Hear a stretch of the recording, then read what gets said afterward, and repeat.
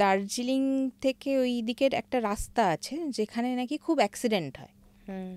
তো আমরা দার্জিলিং থেকে কালিম্পং যাচ্ছিলাম, ওই ড্রাইভারকেই বললাম যে এখানে এরকম কোনো একটা রাস্তা আছে যেখানে নাকি খুব অ্যাক্সিডেন্ট হয়, কারণ কদিন আগে আমি আরেকজনের মুখেও শুনেছিলাম, উনিও বলেছিলেন যে ওনারা ওই রাস্তা দিয়ে আসতে গিয়ে অ্যাক্সিডেন্ট হয়েছিল। তো আমার ইচ্ছেই ছিল ওই জায়গাটা একটু যাব। তো আমি বললাম যে তাহলে আমাদেরকে ওই রাস্তাটা একটু দেখাবেন যে কোন জায়গাটায় এরকম জিনিসটা হয়। তো উনি যেতে যেতে আমাকে দেখালেন যে এই এই এরিয়াটার আশেপাশে যে জায়গাটা আছে এখানে এরকম হয়। তো আমি বললাম যে ঠিক আছে, তাহলে আপনি একটু দাঁড়ান, আমরা একটু ভিজিট করতে চাই জায়গাটায়। মানে একটা জঙ্গলের লাগোয়া রাস্তাটা, ওখানে ওই রাস্তাটায় বলে যে দিনের বেলা হোক বা দুপুরবেলা হোক বা রাত্রিবেলা হোক, ম্যাক্সিমাম ড্রাইভার বা তার পাশে যে থাকে মানে বিনা কারণে তার চোখে ঘুম চলে আসে। এটা কিন্তু আমিও শুনেছি নর্থ বেঙ্গলে গিয়ে অনেক ড্রাইভারের মুখে। হ্যাঁ, আর তখনই নাকি অ্যাক্সিডেন্ট হয়। এবার আমাকে যে বলেছিল তারও অ্যাক্সিডেন্ট হতে হতে বেঁচেছিল, মানে ঘুম চলে এসছে, মানে সে দুপুরবেলা ঘুম চলে এসছে, একটা গাড়ির সাথে ধাক্কা হতে হতে বেঁচেছে এরকম।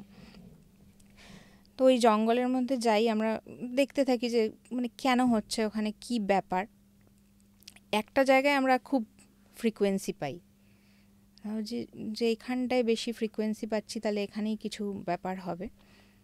তো ওখানে বেশ ভেতরটায় গিয়ে না একটা মূর্তি দেখতে পেলাম। এবার মূর্তিটা কীরকম আমি বলছি, আমার কাছে ছবি আছে, আমি দেখাবো। মাথায় কঙ্কালের মুখ, 4-5টা কঙ্কালের মুখ, আর এরকম দাঁত বের হওয়া, মানে এরকম টাইপের একটা উইয়ার্ড মূর্তি, যেটা দেখলেই ভয় লাগবে। মানে আর দেখে মনে হচ্ছে যে ওটাকে কোনো মানে ক্রিয়া করা হয়েছে, মানে পুজো টুজো বা এরকম সামথিং কিছু করা হয়েছে ওখানে। তো ওইটা আমরা দেখতে পেয়ে আমরা কি করি যে কিছু একটা উইয়ার্ড কিছু পেলে আমরা নিয়ে আসি। তো ওই মূর্তিটাকে নিয়ে আসছিলাম, যেই মাত্র মূর্তিটাকে নিয়ে ব্যাক করছি, আমার হাতের মধ্যে মানে ইয়ে হওয়া শুরু হয়ে গেল, কি বলবো, ইনফেকশন হওয়া শুরু হয়ে গেল সাথে সাথে, সেরকম চাকা চাকা চাকা চাকা ইনফেকশন শুরু হয়ে গেল, মানে অ্যালার্জি টাইপের বেরিয়ে গেল হাতে। তারপরে আমি যখন ড্রাইভারের কাছে এলাম, বললো যে এটা তো ইনফেকশন হয়েছে, এটা কি করে হলো? বললাম জানি না, হঠাৎ করে হলো। তখন ও মানে জল টল দিয়ে মুছে দিল, ডেটল ছিল লাগিয়ে দিল। বললাম যে হতেই পারে, জঙ্গলে হয়তো হয়েছে, ছেড়ে দিলাম ওটাকে ভাবা। ও মা, জাস্ট কিছুক্ষণ পরে দেখছি ইনফেকশনটা এইখানে হাত থেকে এই দিকে হচ্ছে, পেটের মধ্যে। ওটাকেও আমরা ওই ডেটল দিয়ে একটু অ্যালোভেরা জেল ঠেল দিয়ে রাখলাম। বাড়িতে এসে দেখছি সেম ইনফেকশন পায়ে হচ্ছে, জিনিসটা ছড়াচ্ছে, মানে এখানে কমে যাচ্ছে তো এখানে হচ্ছে, এখানে কমে যাচ্ছে তো এখানে হচ্ছে। সেই করতে করতে সানডে ছিল একটা, আমরা ফিরে এসেছি, তারপরে একটা সানডে ছিল, আমার ভয়ঙ্কর পেটের যন্ত্রণা শুরু হলো ভোর 4টের সময়। আমি ওকে বলছি যে আমার প্রচণ্ড পেটের যন্ত্রণা করছে, ও বিশ্বাসই করছে না, ও বলছে তোমার গ্যাস ট্যাস হয়েছে, ইনো খাও। আমি বলছি না, আমাকে এক্ষুনি হসপিটাল নিয়ে চলো, আমাকে ইঞ্জেকশন নিতে হবে, আমার পেটের যন্ত্রণা কমছে না। তো ও ওষুধের দোকান খুঁজতে গেল, তখন কোনো ওষুধের দোকান খোলা পাচ্ছে না যে পেন কিলার বা কিছু আনবে। তখন ভাগ্য ভালো যে আমাদের একজন চেনা ছিল, সে বললো কাছেই একটা নর্মাল নার্সিংহোম আছে, ওখানে নিয়ে গিয়ে দেখো যদি ওরা কোনো ইঞ্জেকশন দিতে পারে। তো ওই 6টার সময় আমরা ওই নার্সিংহোমটায় গেছি, পাড়ারই ছোটোখাটো নার্সিংহোম। ওখানে গেছি, আমাকে একটা পেন কিলার দিল, দুটো ওই ড্রটিন গ্যাসের ওষুধ কী সব, দুটো ইঞ্জেকশন, মানে 3টে ইঞ্জেকশন দিল, হাতে চ্যানেল করলো, হাতে একটা দিল, আর দুটো কোমরে দিল। তাও ব্যথা কমছে না, মানে 1 ঘন্টা বলছে যে একটু ওয়েট করতে হবে, কমে যাবে। মানে নর্মালি পেটের যন্ত্রণার ইঞ্জেকশন দিলে 15 থেকে 20 মিনিটের মধ্যে কমে যাওয়ার কথা, এফেক্ট হওয়া তো শুরু হয়ে যাওয়া উচিত। 1 ঘন্টা হয়ে গেছে, আমার সেম রেটে পেন হয়ে যাচ্ছে, কমছেই না। আবার একটা পেন কিলারের ইঞ্জেকশন দিল, মানে 4খানা ইঞ্জেকশন আমাকে দেওয়া হয়ে গেল, তারপরেও পেন কমছে না। তখন ওরা বলছে তাহলে ওনাকে অ্যাডমিট করুন। তো ওই হসপিটালে আমি অ্যাডমিট হতে চাইছিলাম না, একটু কমেছিল ব্যথাটা, তা বললাম যে আমি বাড়ি চলে যাই, একটু তো কমেছে, তাহলে হয়তো কমে যাবে। তো ডক্টর কিছু ওষুধ পেন কিলার লিখে দিল, বললো না কমলে এগুলো নিতে। তা আমি বাড়ি চলে এলাম, তার কিছুক্ষণ পরে আমার ব্যথাটা কমলো, মানে সেই যে প্রকোপটা ওটা কমলো। হুম। তো ভাবলাম হয়তো কমে গেছে, তাহলে গ্যাসের থেকেই হচ্ছিল। দুপুরবেলা আবার সেই ভয়ঙ্কর ব্যথা শুরু হলো। তখন আমি শিওর যে এটা গ্যাসের জন্য না। 4খানা ইঞ্জেকশন নেওয়ার পরে যখন এই ব্যথা কমছে না, তাহলে এটা গ্যাসের জন্য না। তখন আবার আমি পেন কিলার খেলাম। পেন কিলার খাওয়ার পরেই আমার ভমিট হয়ে গেল। পেন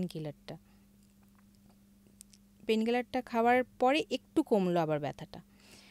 তো সেই করে আবার ভাবলাম যে একটা দিন দেখি।